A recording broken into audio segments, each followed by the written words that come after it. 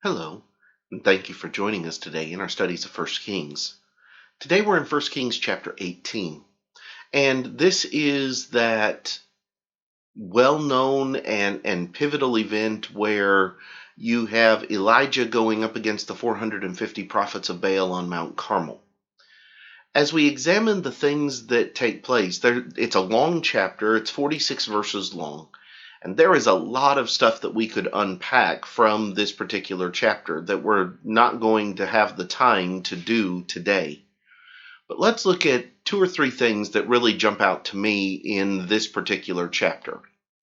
First of all, I want us to begin at the beginning of the chapter with Obadiah. Now, Obadiah is not necessarily a central figure to everything that's going to happen in the chapter, and yet what we find out about Obadiah is going to be central to some other things that are going to transpire, especially in chapter 19.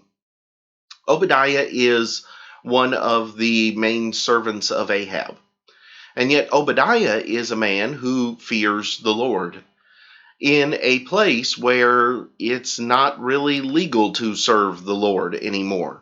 As a matter of fact, it's stated that Obadiah is one who is going to hide and feed and take care of those 100 prophets who Jezebel is going to try to kill.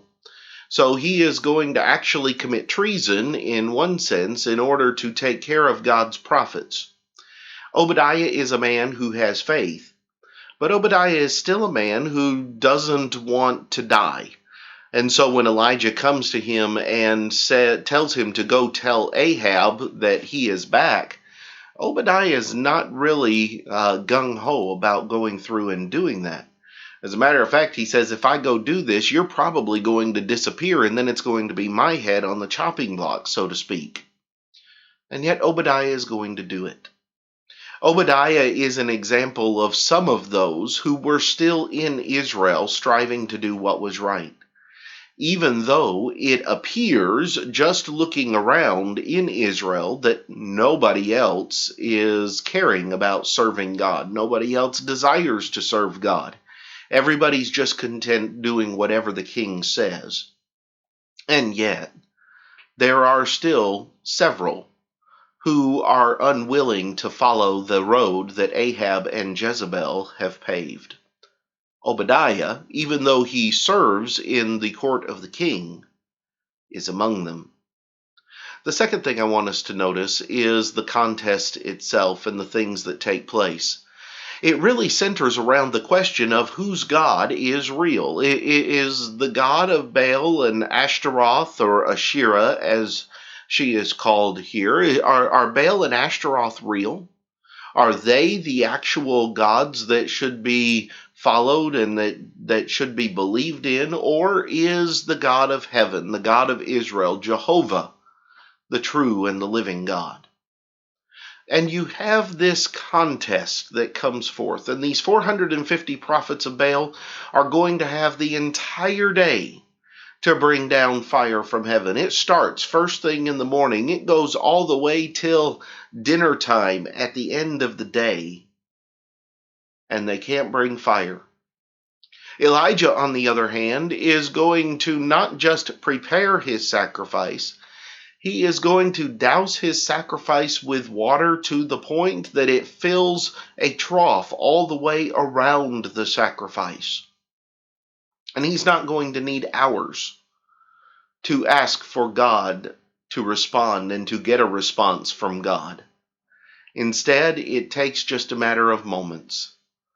And the fire comes down, and it doesn't just consume the sacrifice, it consumes the altar and the water in the trough and everything that is there.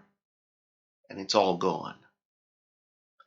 In just a few moments, God is going to show the power that he has that goes beyond anything that man's mind can construct. You know, man has been really good over the years at finding things to worship. Sometimes what he finds to worship is something of his own invention. Sometimes it is something of his own construction. Sometimes it is nothing more than himself. And yet, there is a God, and there is a God who is real. And 1 Kings chapter 18 is intended to illustrate to the people of Israel, but also to us, who the real God truly is. And then we have the third aspect of 1 Kings chapter 18, and that is the rain. If you recall at the beginning of chapter 17, you have Elijah who is going to come to Ahab, and he is going to tell him it will not rain again until Elijah calls for it to rain again. And for 3.5 years, it has not rained until the end of the contest at Mount Carmel. For it is going to be there that Elijah is going to have he's going to have Ahab's servant go back and forth to the top of Mount Carmel to see where the rain will come. And there begins to be a cloud, and then it gets dark, and then the clouds really start rolling in, and he tells Ahab if he's going to make it back home before the rain starts, he better hurry up. You see, Elijah is also going to prove that not only is God real, but that he truly does speak for God. For 3.5 years it does not rain until Elijah calls for it. When you look at 1 Kings chapter 18, you look at an example of what it is to believe in God in 3 different levels. In Obadiah, in the way that he takes care of God's people. In Elijah, with the contest of showing that God truly is greater than any God man can construct. And then in the fulfillment of God's promises with Elijah, by not sending rain for 3.5 years. I hope that these things have been beneficial to you. I hope that they've helped you to see some things that will be helpful in understanding this particular chapter. And I hope that you'll join us again next time as we begin to examine 1 Kings chapter 19. But until then, have a great day.